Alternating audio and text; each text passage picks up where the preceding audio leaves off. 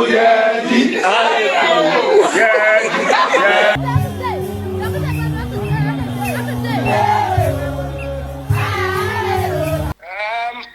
you check, the 12.45 is sold by the largest, or what they call the market leader. So you have market the.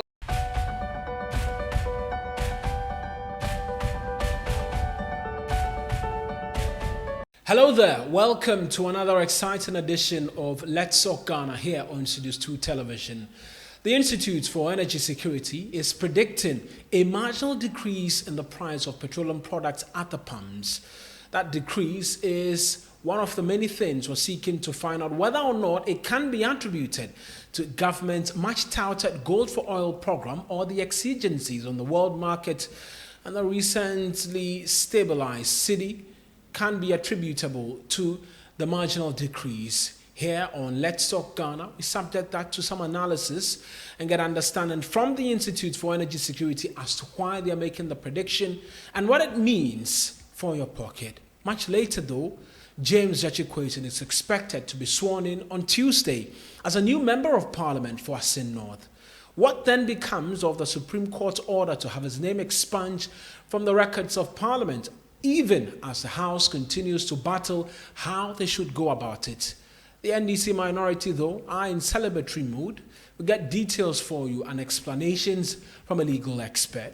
I am Eric Mawina. We return shortly to delve into the details. Stay with us.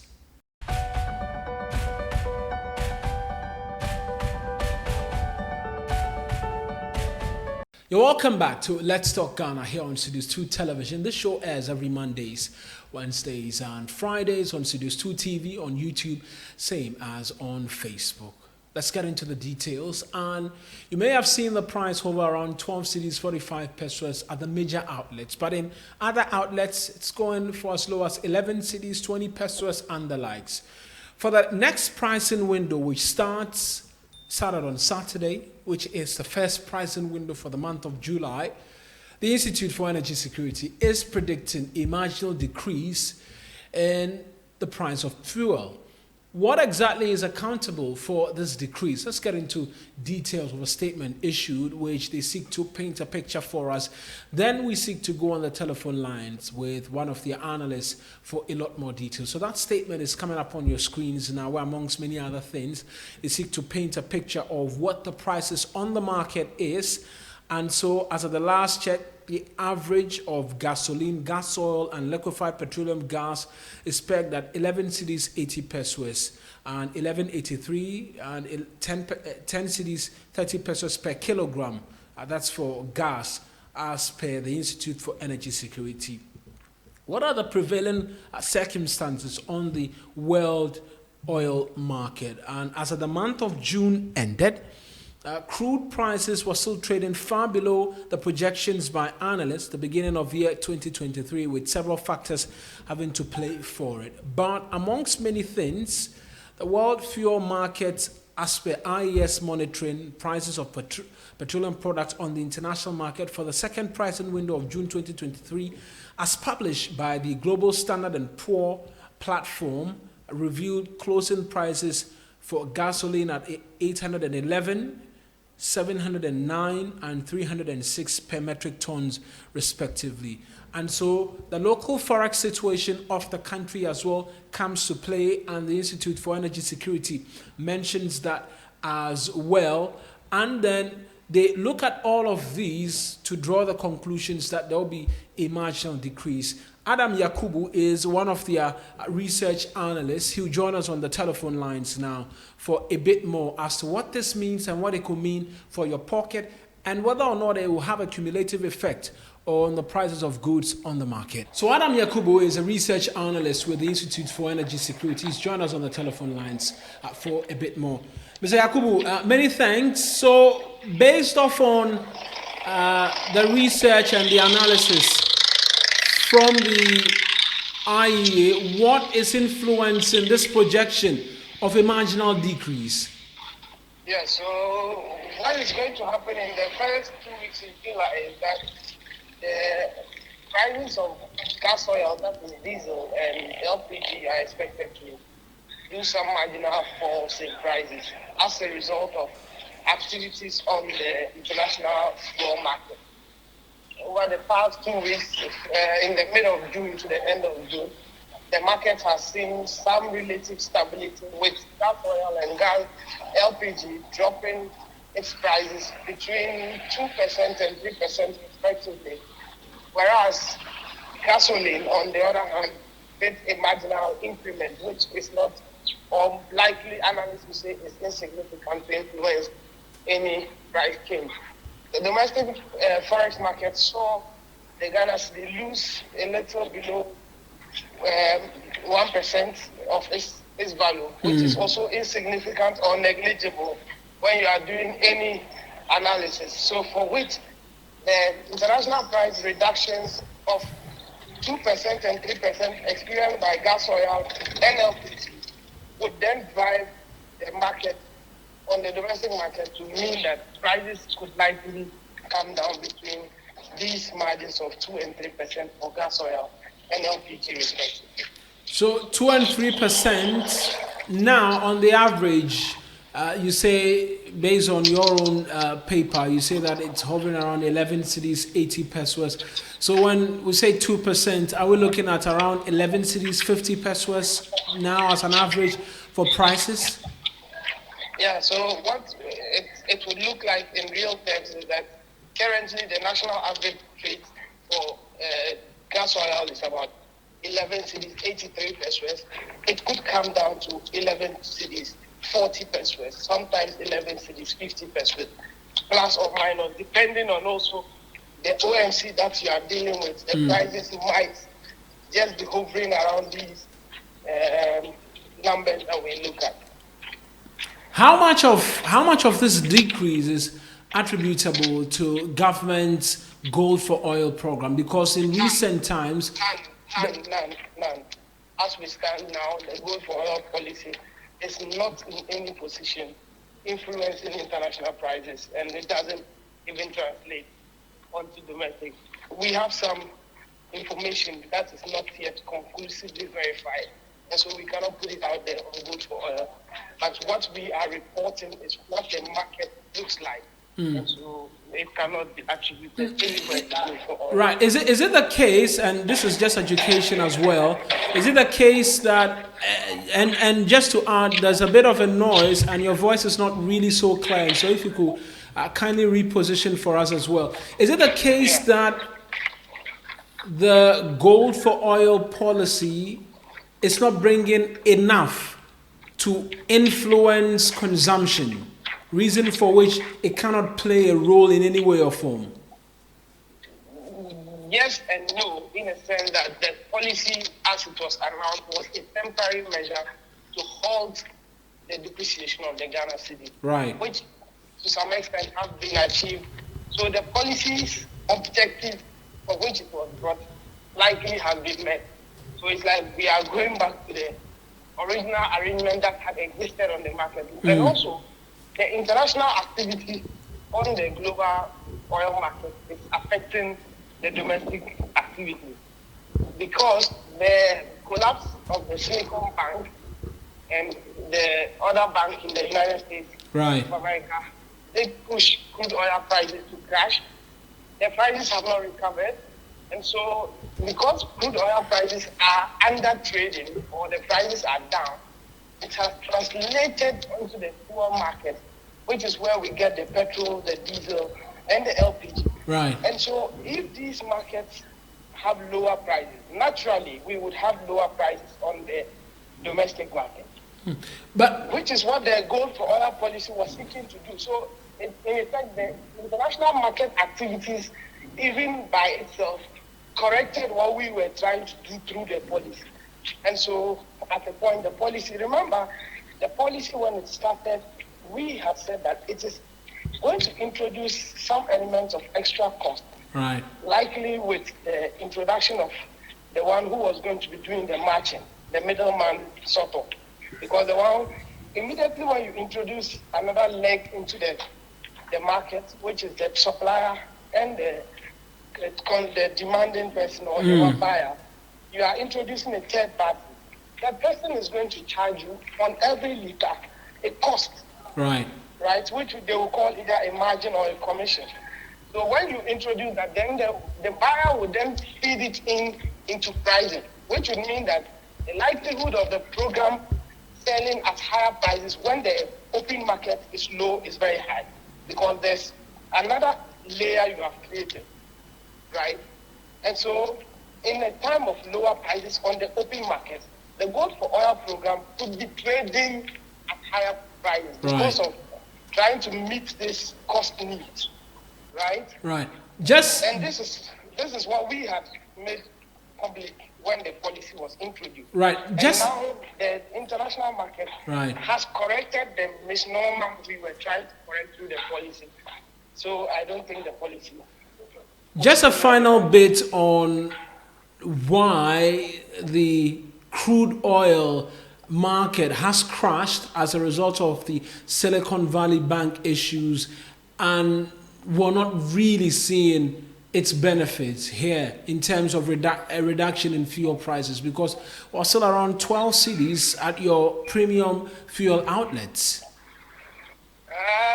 If you check, the 12.45 is sold by the largest, or what they call the market leader.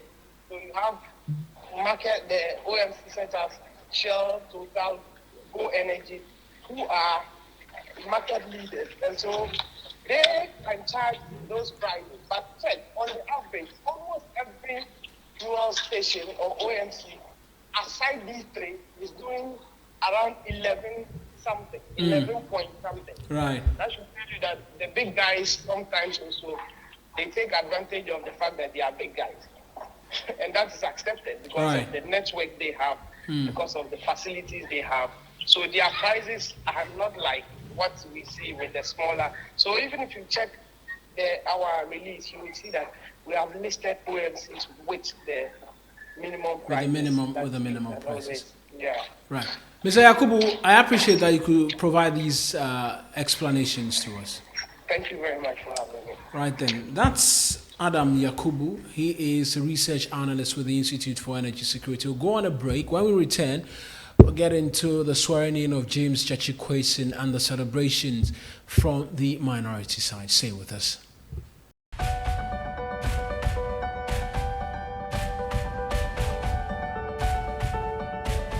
You're welcome back to Let's Talk Ghana here on Studios 2 Television, and we're getting into other matters. That's because tomorrow, barring any unforeseen hitches, the newly elected Member of Parliament for Asin North, James Gyakye Quayson, should be sworn in by the Speaker of Parliament, Alban Sumana Kingsford Bagbin.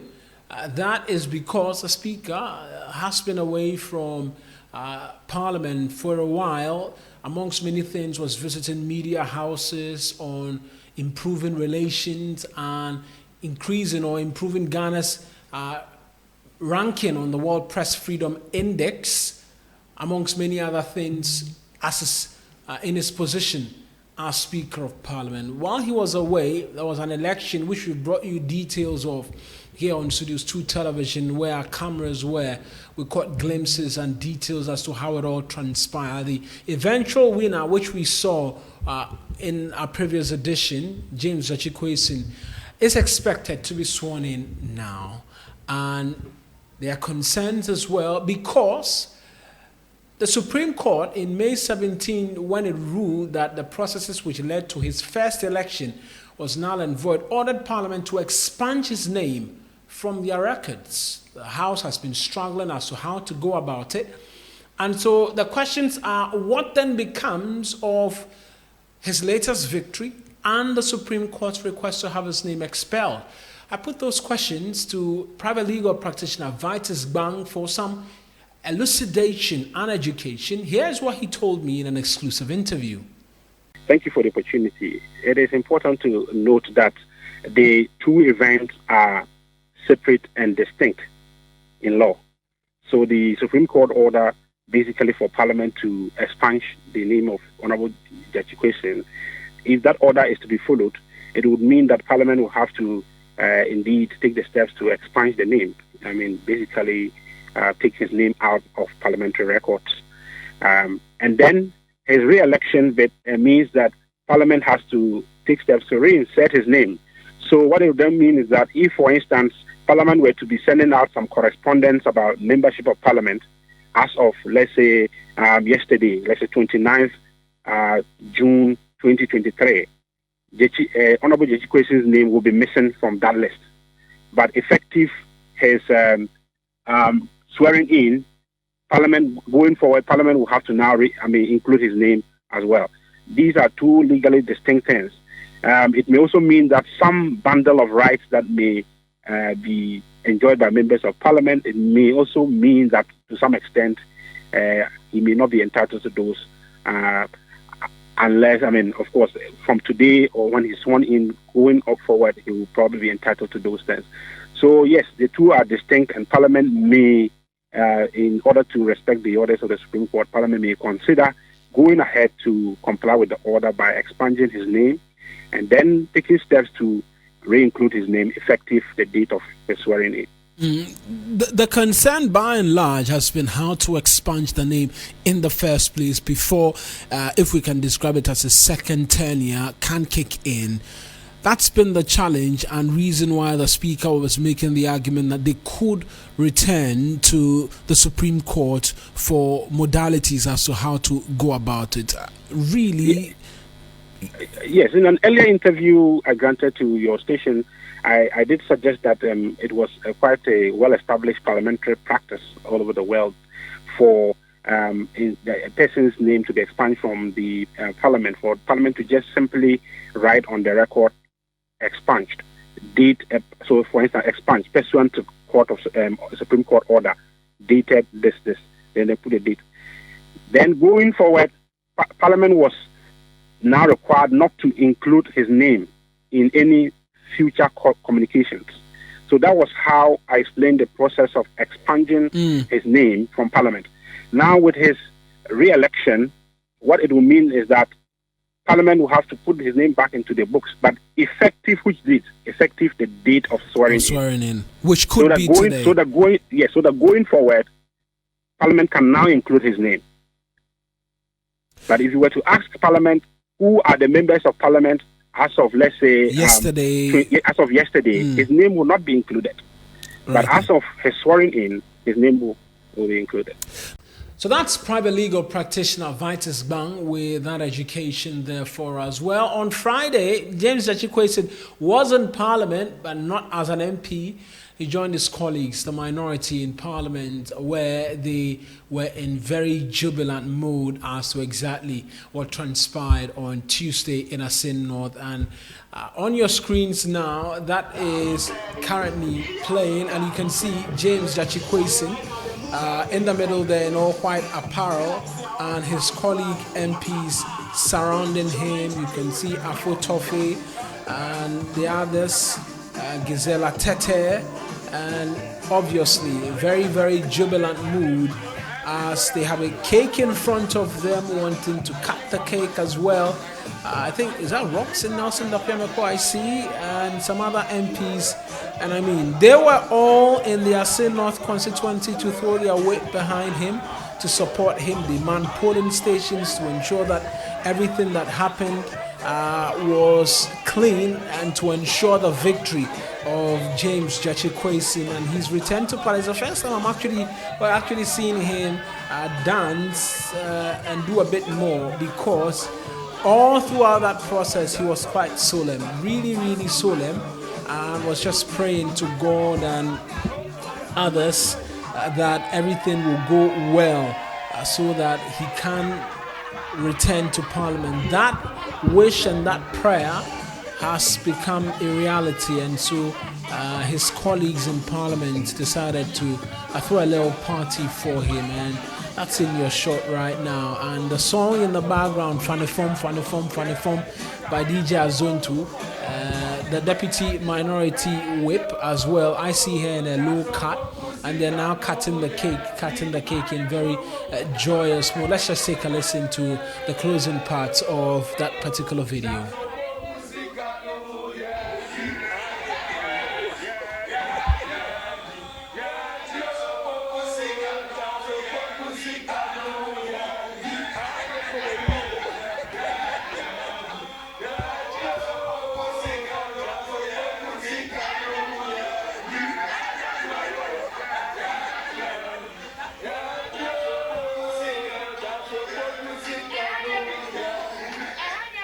Right, and so Ahanya Kumiwu is what the constituents were singing, and it's what is being sung as well by James Gyakye Quayson and the rest of his colleague MPs. I mean, congratulations to him as to retaining that seat. He's been congratulated by the president, the NPP, and so it's only fair that we do same here as well on Studios 2 TV. That's how we end today's edition, but I'm going to leave you with a video somewhere. We've not really been able to tell exactly where, but a young lady procured a motorbike for herself and she's been celebrated in some style. They're not even letting the moto do its job, which is to carry her around. They're rather carrying her and the motorcycle. That's how we leave you. Return Wednesday with another exciting edition of the show. Thank you for watching.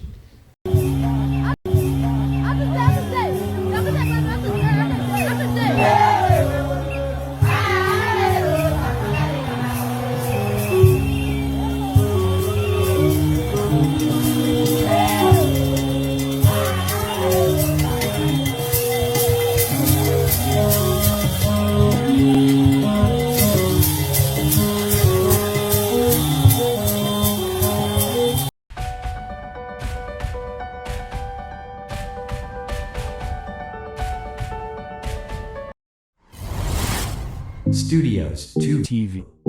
The truth is here, in your eyes.